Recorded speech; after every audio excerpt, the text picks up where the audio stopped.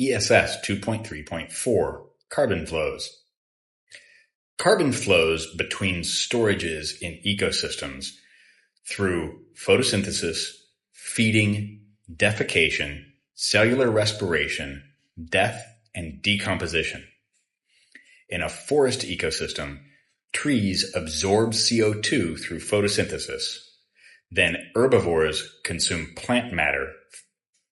And when organisms die, decomposers break down their remains, thus releasing the carbon dioxide back into the atmosphere, some of it into the soils.